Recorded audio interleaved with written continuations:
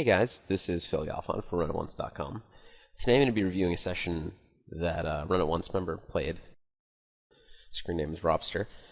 On Full Tilt, $5,700 no limit, heads up. I haven't reviewed this footage yet. I understand that he takes a little bit to find a second opponent, but we get to see some heads up against two different opponents, which is exciting for me because I think it's true of all poker, but a lot of what will separate you in heads-up matches, and even more so in smaller stakes heads-up matches where players play such a wide variety of styles, is identifying and adjusting to your opponent's tendencies, I should say. Queen 7 suited a little tight in the big blind, I think, to fold, or a lot tight, even to a 3x. Our opponent's 3xing, we are min-raising, and as if anybody who's seen any of my videos knows, I don't feel very strongly at 100 BB heads up, no limit, or PLO about preflop opening size.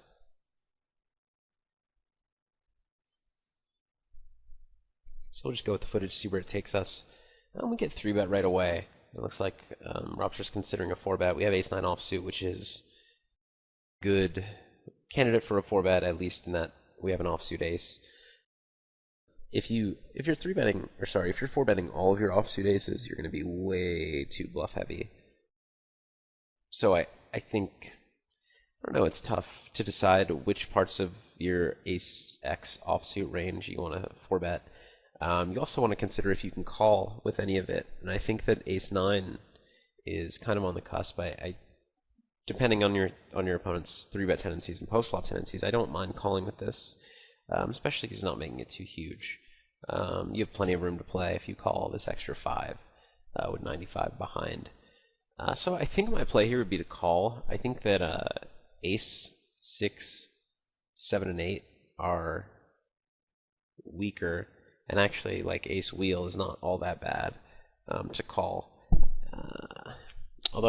Anyways, I'm not going to get too into the differences between ace deuce and ace 5. But Robster decides to go ahead and 4-bet, and I think that it's fine play.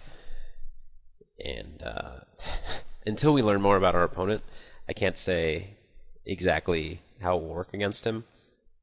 If somebody's 3-betting a reasonably wide range and then plays very fit or fold, especially if they don't, if they're not 5-bet jamming, let's say ace-queen suited or 10s, if they just call to see a flop, players like that, you can kind of go crazy 4-betting against just because of how often you'll take it down post-flop.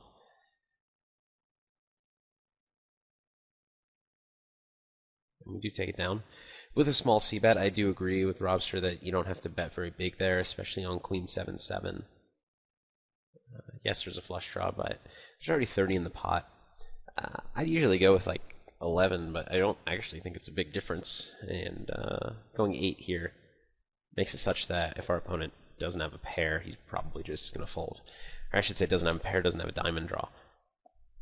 With the exception of ace-king, which he probably gets in pre-flop. I mean, even ace-10, ace-jack here, you're going to find a lot of opponents who will just fold that without much of a thought. I shouldn't say without a thought, but they'll definitely be folding it. They'll get a little frustrated and then fold it.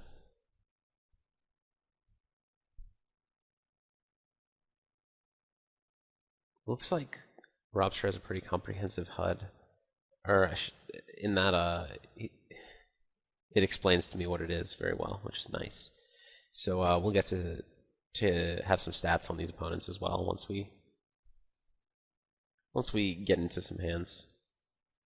So we're going to 3-bet 6s, not my standard. I know a lot of people who do 3-bet their small pairs. I'm curious whether or not he is 3-betting to 5-bet all in, which is something that you would like to do against people who are way too 4-bet happy. So, for example, if they 4-bet all of their offsuit aces and some offsuit kings, and the occasional random, 9-4 suited, this is a hand that you'd want to 3-bet and 5-bet all in. And the reason for that mostly is that a lot of players will not be 4-betting like 8s to get in. So once they 4-bet, you're looking at 10s plus, maybe 9s plus, and then ace king, ace queen for a value range. And based on combos, you're going to be up against ace king, ace queen a lot more often than the pairs. So you actually are not getting it in that bad overall when he does end up calling you. And obviously, the times that he folds, you pick up a very nice pot. That said, I have never been one to 3-bet my small pairs. I think they just play so well in a single raise pot to just call, because when you 3-bet sixes, you're basically playing them as a bluff the entire time. And what's unfortunate is that when you 3-bet and flop a 6, you could say it's deceptive, but you have so many, like on this board, let's say it was Jack 6-3. You could say it's deceptive and they don't expect you to have sixes. However, they expect you to have jacks. They expect you to have queens, kings, and aces. They expect you to have ace jack. So it's not like it's shocking to them that you can have a big hand on Jack 6-3. A decent portion of your range has a big hand that can go with it. In PLO, I think that the deceptive value of some certain 3-bet hands becomes more powerful, I guess I should say. There's a hand I played just the other day live, heads up PLO, where I 3-bet 9-7-6-6 double suited, and it's not an absolute monster, but I mean, long story short, I flopped a 6 and had a much stronger hand than he expected. And in PLO that can happen more often because of how often, like on a, let's say, Jack 6-3 board, people just shovel in 100 big blinds with Jack 3 or with Jack 5-7, so Jack with the gutter and a backdoor flush draw. So you actually end up getting your money in very, very good there in PLO in spots where they think they're flipping against aces. Anyways, this is a no limit video. So I don't love 3-betting sixes. I think it's too profitable in a single raise pot. I think since you're mostly going to be playing it as a bluff post flop, if you're up against an opponent who's folding enough pre-flop that it just becomes the better way to play it rather than taking the flop out of position, I think you're just better off calling with sixes and 3-betting 9-deuce suited or queen 5 offsuit, things like that, and taking your value with sixes by calling a single raise. We get action on the second table, and we 3-bet kings right away. Pretty standard. So on the left table, I guess I should comment on post-flop. I usually would go ahead and c-bet Jack 8-3 unless Robster has the read that his opponent folds to a lot of 3-bets, in which case he's going to have a lot of connected high card hands, which connect twice, but which connect well with this board. So if that's the case, I would go ahead and check fold. If not, I'd probably fire 1-bet, which has the benefit of, first of all, disguising your hand a little bit. Second of all, or I shouldn't say disguise your hand, but uncap your range. So if you check flop and check turn, oftentimes people will put you on a very weak hand, but let's say you bet this flop. First of all, you fold out all his bluffs, which doesn't sound that important, but when you check twice, he's going to bet with some bluffs. When you bet, you're going to fold out his bluffs, and so what he's going to call you with are pairs, draws, and ace high, or possibly a 3. And what happens then is his ace high hands and his 3x hands, or maybe pocket 5s or 4s, are going to try to get to showdown in a spot where perhaps if you check twice, pocket 5s might bet here. I wouldn't recommend it, but pocket 5s might bet just because maybe they have the best hand and they want to take it down, or they don't really know why they're betting. But I think once you put a bet in yourself and get called by a showdownable hand that's worse than yours, you actually get to go to showdown more often because you have the implied threat of check raising both on the turn and the river. I think it's a little more credible than checking twice. People seem to be a lot less afraid of the check twice. So the main reason is protect your hand and not get bluffed, and potentially showdown against some worse hands that might actually make you fold when they're not even intending to. They're just intending to fold out, like, ace 5. So like pocket 4s might want to fold out ace 5 before he hits any outs or bluffs. Anyways, so I would have bet flop. I think once this turn hits, I would probably just check fold as well. I don't think firing 1-bet on the turn is going to work very often because of how connected the board is. I think if you were going to bet the turn, It would be with the intention of double barreling on pretty pretty much any river. I hate to say that. Like I usually don't like to have a plan about betting now and betting on any river, but this is a case where you get so many calls from one pair hands or one pair plus gutter hands, or even just open ender like 9-6 or something like that. That you have some that are going to bluff if you check, but mostly one pair hands that you have enough fold equity on both bricks and on draw completing turn or draw completing rivers that it makes a double barrel. Anyways, I would just check fold, but I think betting once and checking river is the worst of all your options there. We get 3-bet on the right table. We call with queen jack offsuit, which I think is good. It's not a hand that I love to play in these spots, but I think it works out pretty well. And on 10-6-5, he c-bets.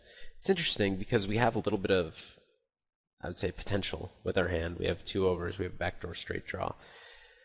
However, calling $10 here, essentially a pure float. The problem with calling is that when we turn our jack or our queen, we have kind of more in the way of reverse implied odds than implied odds, I think.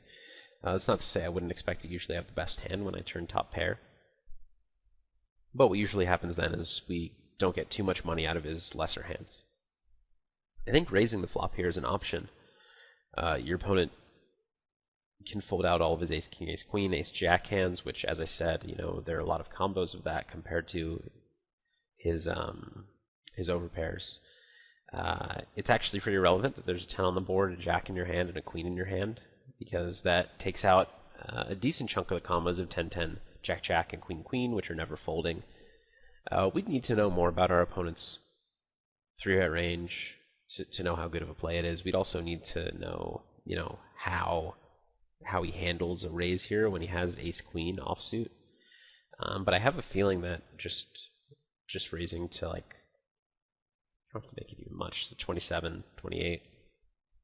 We'll take it down often enough and occasionally get a call from, let's say, like pocket nines or a 10, maybe ace king or ace queen, that you can either make fold later or potentially improve. I guess the real reason I say that you might get a call is that if we're never going to get called, we're just going to get re-raised with his continuing range, then our hand doesn't really matter except for blockers. But when I have a hand with some potential on future streets, I like to know that I can maybe just get called, so I get to see those future streets.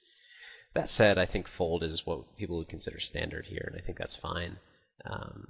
There are definitely opponents and matches in which I take opportunities like this way more often than I should, and air quotes around should, because, I mean, for balance, but there are players who just don't nearly play tough enough against a play like that, and raising to 28 there to win 25-5 needs to work around half the time. Show an immediate profit. I mean, just over half the time to show an immediate profit, and if he ever calls, you actually still have plenty of equity and fold equity with that play. So really, I would say it probably needs to work about 35-40% of the time to show a profit. And I think against some opponents it does. Obviously, we don't know anything about this opponent. I think folding is what people would consider standard.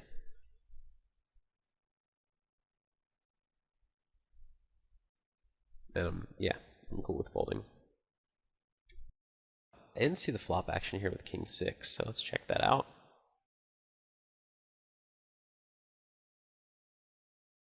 So there's a c-bet and call. I think that's good. I don't hate checking back mid-pair here, good kicker, but I would usually go for 2 streets of value, probably not 3. It's going to be very tough to have a board run out where you want to value bet 6s on the river.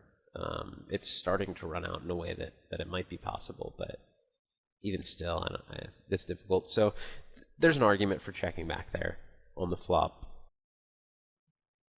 because you're not going to get a ton of value from worse, at least on multiple streets, and maybe you can induce a bluff or pot control against a better hand. But I kind of like betting there. I think there's nothing wrong with it. You get some immediate value, you protect your hand. The nice thing about king 6 is that actually, when you hit your king, he expects you to bet very often with your bluffs. So you might get some call downs.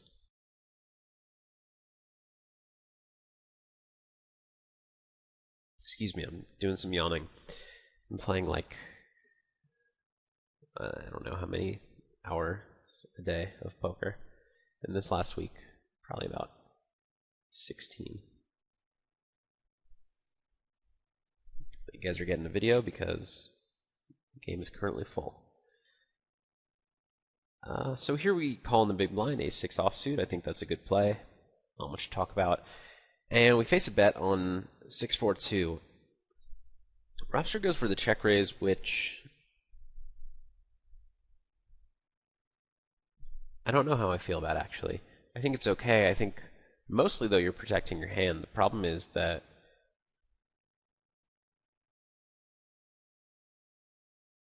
when you get called, you're going to have most turns be like most turns are going to be an over. If the turn's not an over and doesn't pair your 6 or your ace, it's going to bring a straight or it's going to pair the 4 or deuce. So it's not like you can check raise here and then comfortably bet 3 streets and get called by worse very often. I would usually just check call here. The other problem is that most players are not going to get it in with you here unless they're ahead of your range, or sorry, their range is ahead of this hand. Certainly they'll get in some worse hands as well, but overall I don't think you're getting in 100 big blinds here good, nor do I think check raising here gives you a lot of great playability on future streets. I would rather take a hand like, let me think.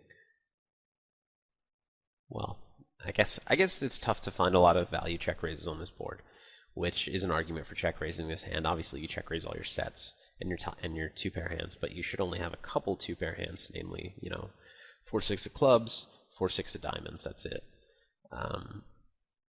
So I guess I don't know. I would still consider, though, taking it like a nut flush draw here. I would consider that more of a value check raise than this because it has much more playability on future streets and you actually get your money in better overall. You're forcing in money against worse draws, things like that. I just find it difficult to see how this will play out well. I think we can get called by worse on the flop and maybe on the turn, so you could argue for this as kind of pure value / protection play.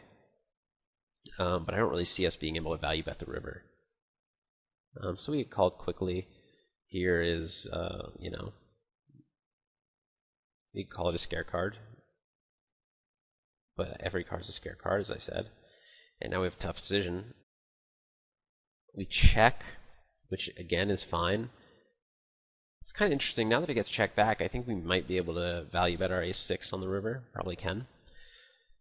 Another alternative there is to bet turn and check river, which has the added benefit of charging draws or forcing out draws with good equity, or getting value from a hand, let's say like 4-5, that now decides to fold the river, but was obviously going to call the turn. I probably would go ahead and value bet this river, although it's very thin. If we're checking, I think it's to check call and hope we pick off a bluff from like a lone 5 or a spade. Spade draw, I should say. And our opponent had 4-3, so I mean that's a hand that's going to call twice and probably fold river. So we could have gotten a little bit of value that way, but the other problem, I think, I just don't like check raising the flop, because even that hand, it's one of the worst hands he's going to call with on the flop, kind of. And it still was in decent shape against our hand, and I don't know. We just don't have great playability there. So we flop top pair, turn trips, and we bet twice, and we're going to bet the river. I'm not hesitant to bet the river. I have a feeling he's going to fold a lot of worse hands. I think he's very, it's not completely out of reason to fold, or out of the realm of possibility for him to be folding all his 9s here. In which case, this is a bad bet, obviously, because that's the hand. That's the best hand that we beat, essentially. Yeah, it really depends on your opponent and what he thinks of you. Spade draw missed. King Queen missed. King 10 missed. But otherwise, straight draw got there, flush draw got there. And so I think he can fold a lot of hands. The question is, though, how often are you beat? And it's pretty rare. I think it'll have to be 9x of diamonds that didn't check raise the flop. Queen 10 of spades or 10-7 of spades that didn't check raise at any point. or diamonds, I guess. But anyways, I think probably the best hand, and I think he's probably folding. So I would still go ahead and bet, just give him a chance to make a bad call. But just because you're very likely to have the best hand doesn't always make it a value bet. And if that's a spot where he's folding a 9, then you have the clearest check in the world because there's absolutely no value.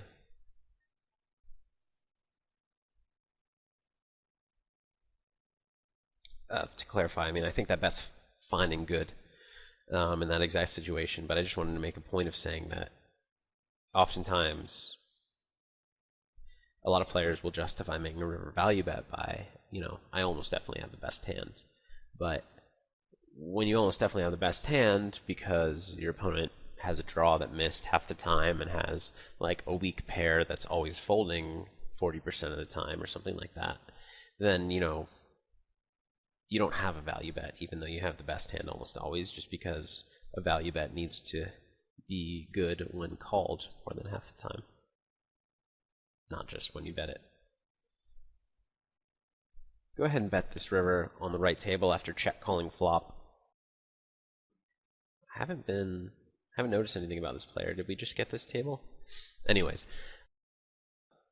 we check call flop. It goes check check on the turn. I would think our opponent has a weak pair, potentially some kind of like ace high, or obviously he could have some air, but I think a lot of his draws and air would go ahead and bet this turn, so I don't see a lot of value in checking to induce a bluff. I think betting here is definitely the play. Hoping to get called by an 8 or a 5 or an ace high hand. Do we run into a queen? Yes, occasionally, but I mean, that's a small concern, and actually against a lot of players you can probably bet fold this hand, although you want to be careful if people know you're doing that.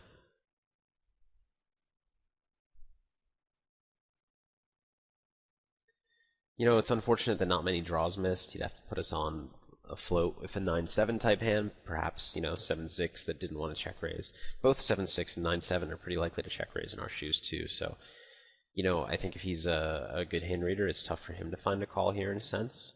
But if he has an 8, he can't really fold, I would think, because we could potentially be value betting an 8. We certainly can have some bluffs.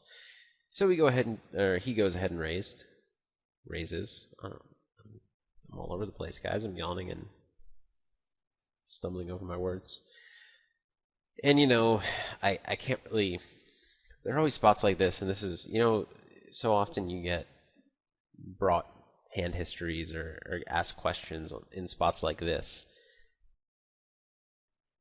And the answer is really, it completely depends, and it's hard to make a read on a situation like this because it's completely up to player tendency.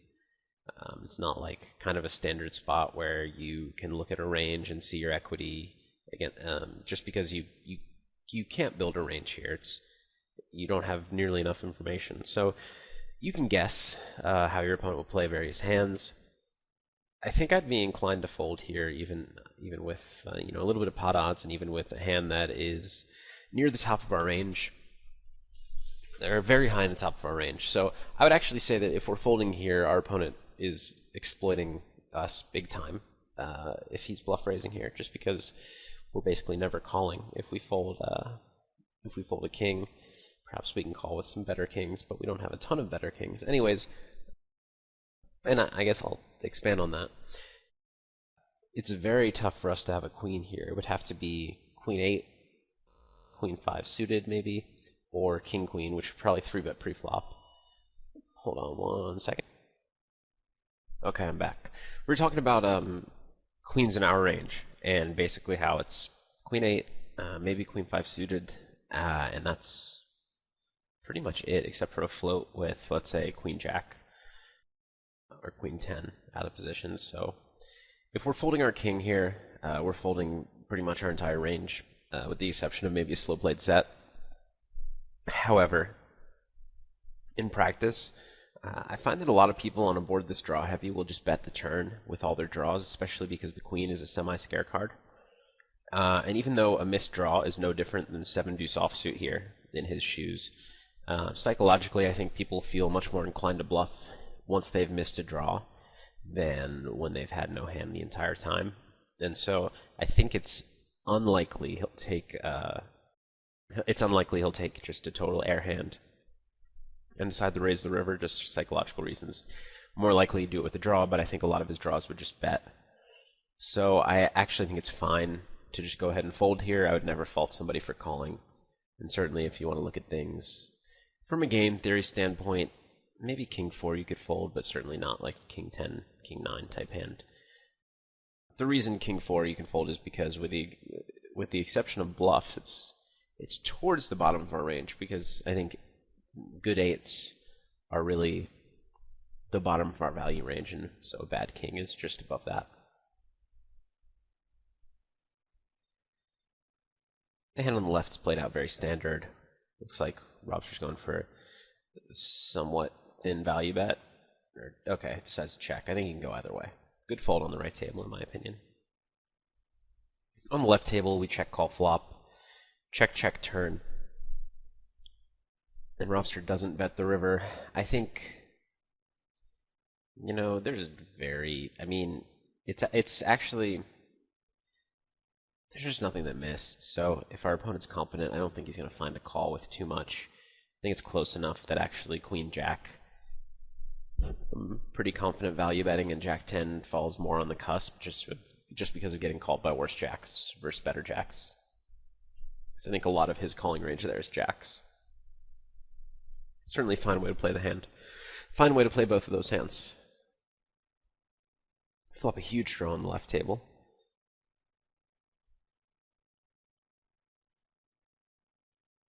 And unfortunately, get no action. I mean, we had 7 high, but I'd rather get some action with a hand like that. Implied odds.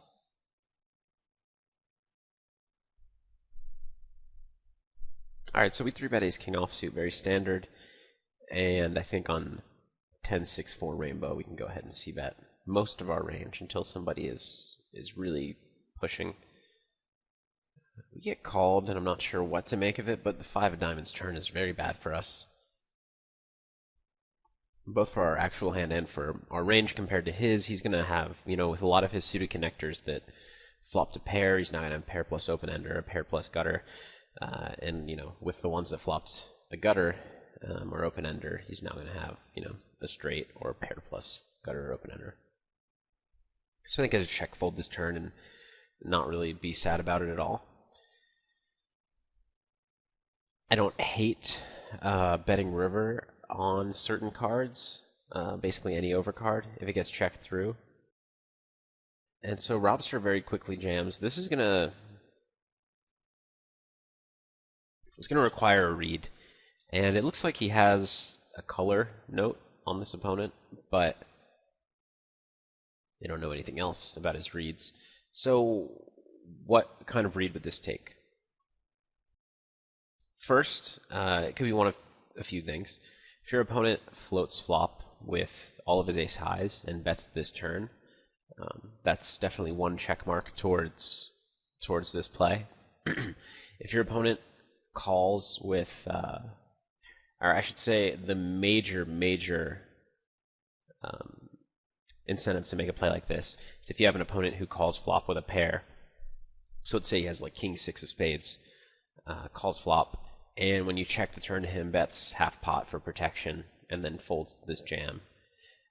Then it just becomes printing money, because when you do get looked up, I guess not by king 6, but by 6-8, you still have 6 outs yourself, and you're risking 77 to win 67. So if this works, less than half the time with your equity, it's going to show a profit. I have a feeling that, I don't know, I feel like a lot of people check back in this spot with their like pair plus gutter type hands, even their one pair type hands maybe. But the pot's so big at this point that they have to consider this a possible scenario, them getting check raised. I don't know, I would need a strong read. I feel like the 5's just too connected. I will say, in spots like this in PLO, where the 5 is so good for the buttons range, which it's true in No Limit here too, but a lot of players just bet one check two with their full range, not just a polarized range, just, all their merged hands, which in this case would be like this guy betting queen six suited and folding to a jam. So I don't know if players are doing that no limit these days, but it's definitely possible. He could just be betting to protect from a hand like ace king, and now is going to just believe this check insta jam. So I certainly don't dislike the play, but I would say that I would hope that he has some reads on his opponent to make it, because as just a default play, I wouldn't make it. Good play. I mean, whether he had the reads or not, if he did have the reads, then they were good reads, because his opponent very quickly folds. I assume that might have meant some kind of float or like an ace high type bet, like we were talking about at first.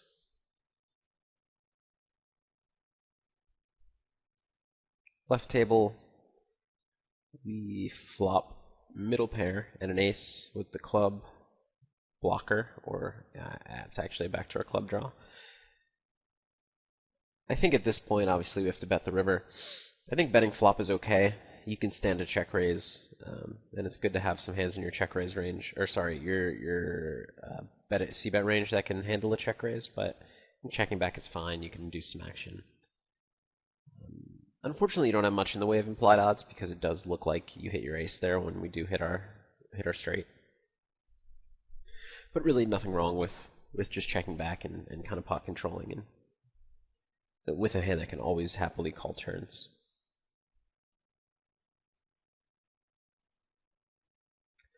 So we check call flop here on the left table, and Robster thinks about leading the turn, which I know a lot of players nowadays in No Limit Cash are leading turns that pair the middle or bottom card, which in this case, would give us trips if it was the middle card. And they're doing it with basically their full range, and some are even overbetting. The reason for doing that is if people are c-betting polarized and they don't have mid-pair, then that card is so much better for the check caller's range than the better. However, when the top card pairs, the better can certainly still have it, so that's not a card that I would lead with pretty much any portion of my range, at least until I put some more thought into it or built a strategy.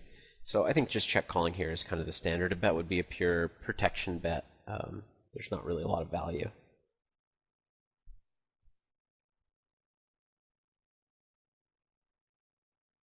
And he just shows down his queen 4.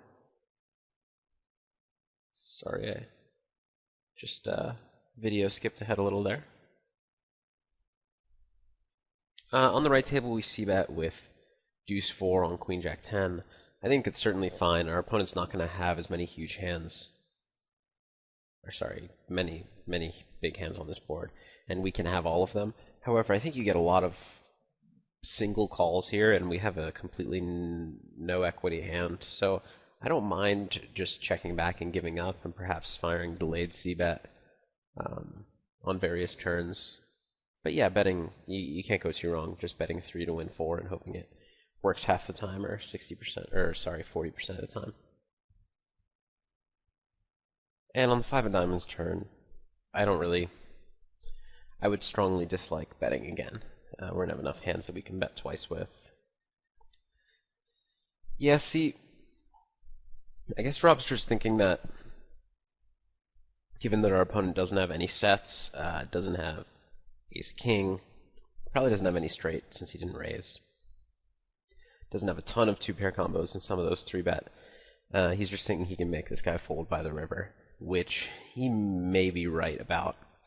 And if you're playing against a regular who's just going to be folding by the river, 75-80% of the time here, then go ahead and bet 3 times with no pair, no draw. But I think it's tough for me to say because even though I do like to focus on how to exploit opponents, I also have a little bit of concern for balance, and I also playing games where people are going to pay a lot of attention to my tendencies and exploit me if I get too carried away with things like this. And so maybe that's holding me back from being able to say this is an okay play, but I just think that it's certainly a range disaster to bet twice or bet 3 times with with absolutely no equity and no blockers. Ace is not a particularly good card for us.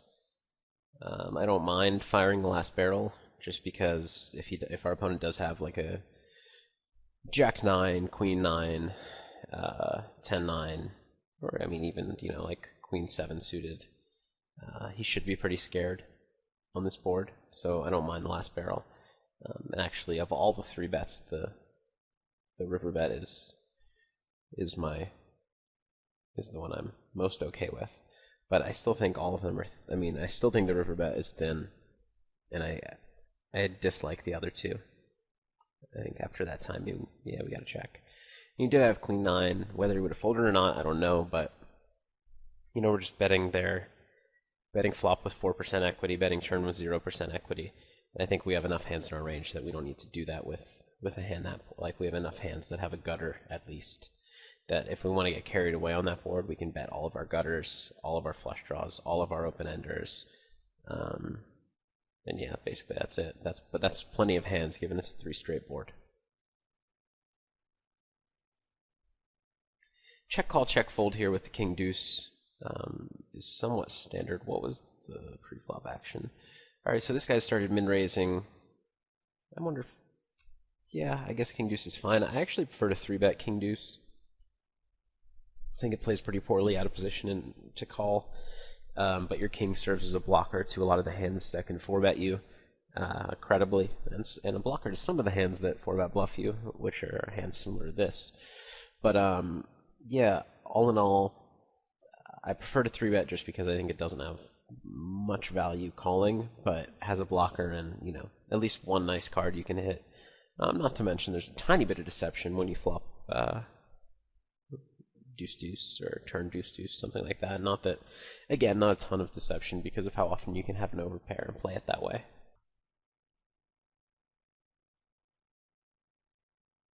And the check fold on the turn and the check call on the flop are both good in my book. On the right table, we bet the turn after it gets checked through on the flop for value with our queen 7, and ace hits on the river.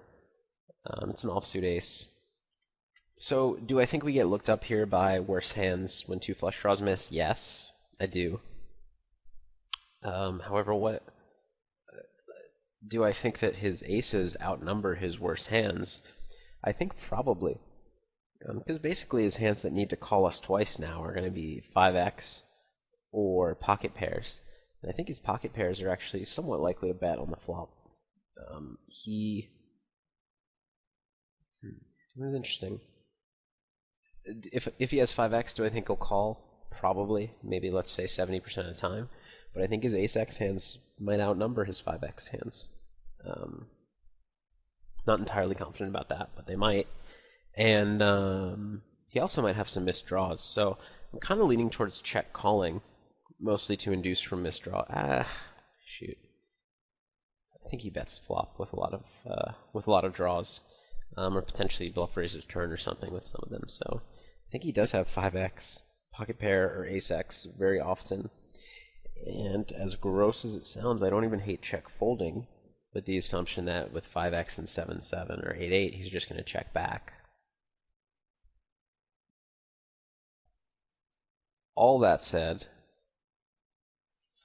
I'm wondering if a blocking bet is probably the best play to basically make sure we get the same amount of value from 5x as we do ace-x, or as we lose to ace-x, because when we check, I think that might outperform checking. Given that when we check, he bets all of his aces, occasionally is going to bluff, and is never going to put money in bad with a worse value hand like 8s or 5x. And I'm not entirely sure whether we can call or fold, but let's assume that it's neutral. That means that he's getting to win some pots in a sense with, or he's getting to kind of pad his equity with his missed draws, whereas when we bet, he doesn't get to bluff with those. So yeah, actually, kind of as much as I hate making plays like this, I think a block bet might show the highest EV, and I'm talking about a block bet of like 450. This is the other problem with 7 is that it it runs a little bit more of a risk of getting him to fold a worse hand. So we do get called, and it was a 5, which is a very good result. But I think it's an interesting spot.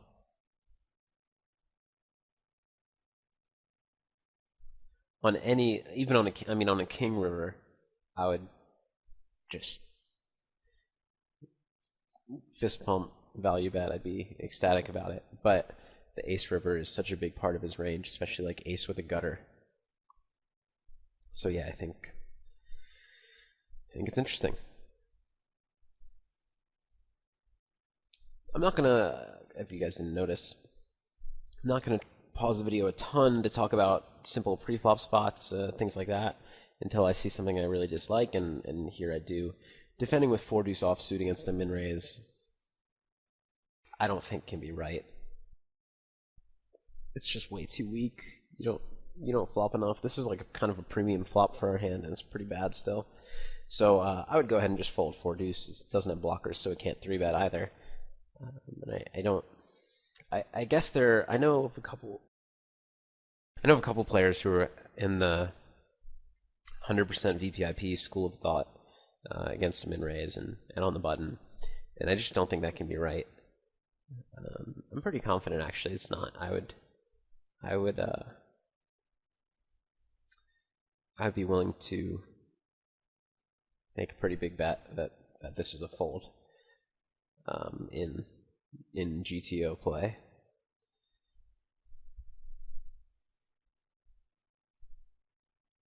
I think check raising here is probably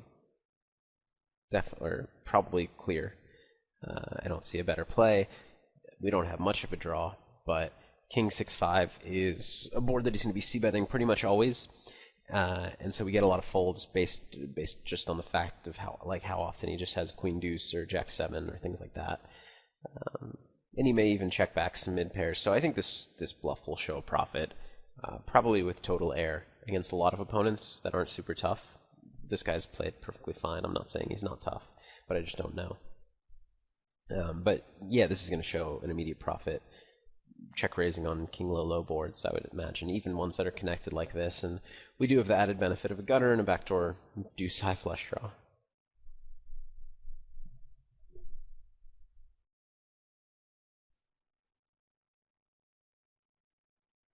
And there's the 4-deuce again. Still dislike it. I feel pretty strongly about it.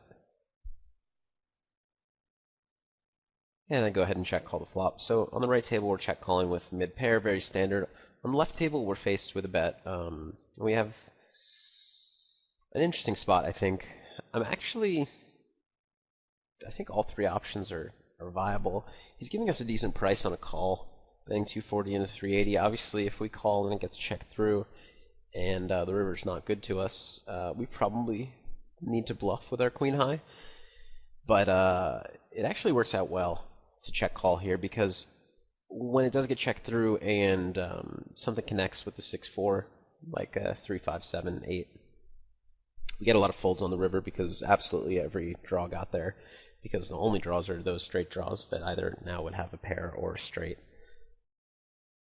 And when we do hit a 10 or a queen or a king, he uses those as scare cards to keep bluffing, and we get a little bit of value. Although both a 9 and a king become a little tricky to play, just because we either have to check call with queen high with our equity and hope that we have enough equity and implied odds to make that a profitable play, or we have to check raise and put ourselves in a spot where our range is extremely polarized and doesn't look super credible, but we have some equity when called. I think I'd probably be more apt to check raise on a 9. This may seem weird, and check call on a king, for the reason being our queen high has a lot more showdown value on a king. Am I wrong on that? I don't think so, no. Just because of all the draws that have king high that he bets on the 9 turn. But on the king, if he had a king, yeah, that makes sense. Because if he has a 9 on a king, we have the best hand, but on a 9, he has the best hand. If he has a king, he has the best hand on either 9 or a king. So it improves our equity against his overall range compared to a 9. King is better for our equity compared to his range than a 9 is. So I'd probably check call with our hand on a king and check raise on a 9. And this is all assuming that I called the flop. What I was going to say is check folding, check raising, and check calling are all fine. I'm leaning towards a check call, but you can really, like, you can't go wrong with any of them. Check raise kind of has the same benefits of check calling in that if 3, 5, 7, 8 hits, you can very credibly rep not air, given that every conceivable draw got there. And actually what's kind of cool about check raising is on a queen, you can check call, potentially get him to bluff or value cut himself with a jack or something. So I think I'd lean towards, maybe now I'm leaning towards check raising. Check folding is fine, but I guess I'm a little more stubborn.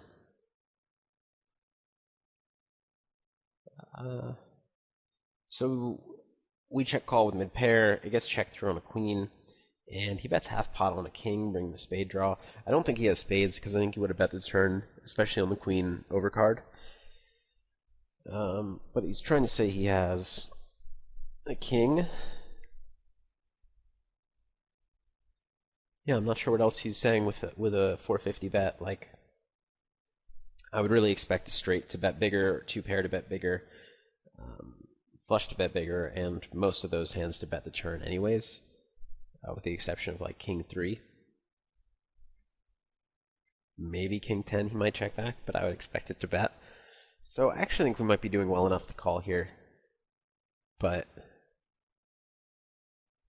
I don't know. Could he value bet a 10 like this? It's possible he has ace 10, and he played it weird, and now is just sure he has the best hand, so he's going for value. It's possible he has a weirdly played flush, and he's trying to induce something. But given our price, he's giving us 3-1. We have to be good a quarter at the time to make this a break-even call. I would probably go ahead and call.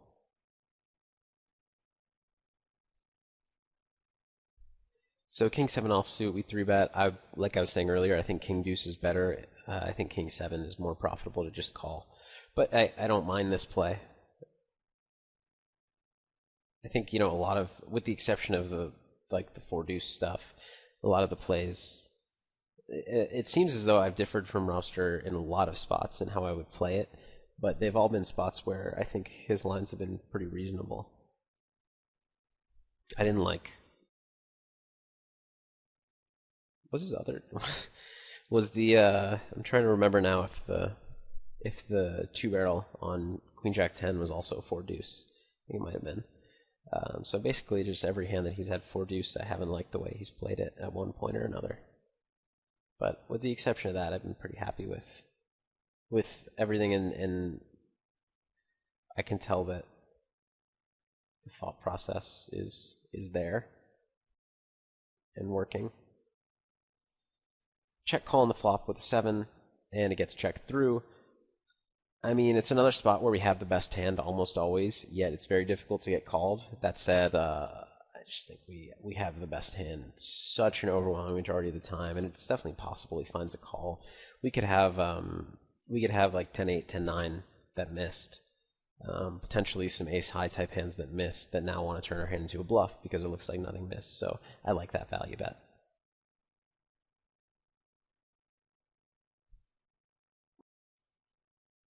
Keep right. Something about this mouse in Vegas. I just right click all the time. So we have to check back with ace-7 offsuit on jack 3 deuce. I think against a very fit or fold opponent, you could just bet and take it down and protect your hand. I wouldn't even call. It's just denying them equity. But I think checking back is more to the standard. I go ahead and bet on queen 6-6 with my no pair, no draw, but with a couple of backdoors. And on the 7, I would just give up. I think a bet looks very credible here on the right table because it looks like your opponent has a hand that's not folding. But you'd really need to have him on a certain level to be folding his hand or his range that seems like it's not folding. Basically, his range looks like queen very often. Potentially some pocket pairs or ace highs, but it looks like a queen, and I'm not going to try to bluff him off the queen here with no equity to back me up. I'm going to call here on the right table with ace 7. Raising is an option, but it's not very credible.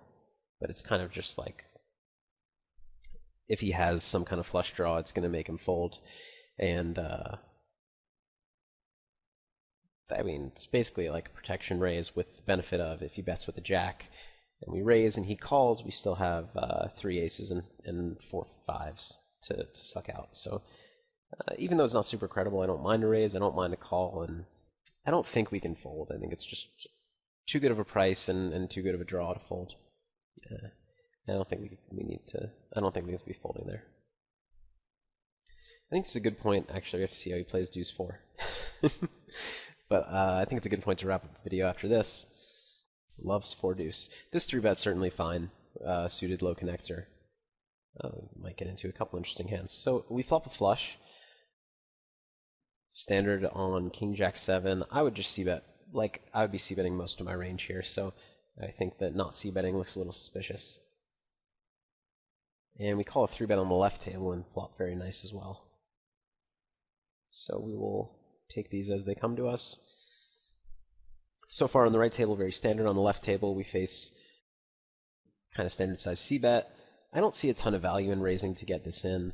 I think we have enough gutters, open-enders, flush draws, and like 9x, 4x, pocket 7s that calling and inducing bluffs is going to be the way to go. Potentially calling to bet later for value, or not potentially, very likely. Calling to bet later for value when draws miss. You can get into a dynamic where raising on this board is very often going to get, 3-bet click back, or he's just going to go crazy with king 10 or 10-8, or just never fold a 9. But I think that's a dynamic you kind of have to build up to. I don't know, I tend to call with a lot of my range on a board like this, and have a very small raising range, just because, I don't know, it's tough to have many hands that want to get it in here. We do have a hand that wants to get it in, but even with king queen, I mean, we want to get stacks in, but it's not a situation where when we get stacks in, we're going to be 70% against his range. We're going to be more like, I don't know. It completely depends on how he plays, but it could be more like 65 against some players. It could honestly be 50 or 40 against their get-in range. So I'm happy to get in king queen here, but I think that just calling is better. And since we may have ace queen, but a lot of people would 4-bet it. That leaves us with, a few combos of sets in queen 9 that want to get the money in, maybe ace x of hearts. But otherwise our range would be too bluffy, which means we just don't get to raise his flop that often overall. Again, though, I wouldn't fault Robster for raising here. I think just my standard is to call and take it from there. Unfortunate result so far on both tables. He folds on the right when we have our 4 high flush, and the 7 of hearts on the turn is a very ugly card. It's going to be tough for him to put us on as many missed draws. Robster's looking at some stats. It's going to be hard for him to put us on as many missed draws. Obviously, the straight draws all missed. I think we still just have to call. That's kind of ugly. I mean, shoving serves the purpose of protecting our hand against his 1 heart hands. If he does have queen 10 or queen jack, with or without a heart, we probably get the money. After he saw us shove the ace-king hand, he didn't see what we had, but at least he knows Robster's willing to go with stuff, or at least has that seed of doubt in his mind. Yeah, just the problem is we still are fairly likely to have the best hand. Probably more likely than not, certainly, but we don't have a ton of air that can jam. Like, I guess Jack 10 offsuit with the heart, or King 10 offsuit with the heart. But with the exception of that, there's just nothing really missed. So I don't expect him. And also, he's going to be hopefully somewhat polarized here. So I don't expect him to be betting like 10-10 club spade, or pocket eights, or I don't know, ace jack, I guess, I mean, he can have ace-jack with or without a heart, but he's not calling it off with ace-jack. So there's not a lot of second-best hands that can bet call here. If he has a 9 or a 7, I think he's going to check. So basically, we're hoping to get it in against queen. That's worse than ours if we're jamming, with really the main focus being denying his equity when he has a 1-heart hand. I think I still lean towards call and just call the river on pretty much everything with the exception of a heart. Just because I don't, I just see that as the best way to get value against his range.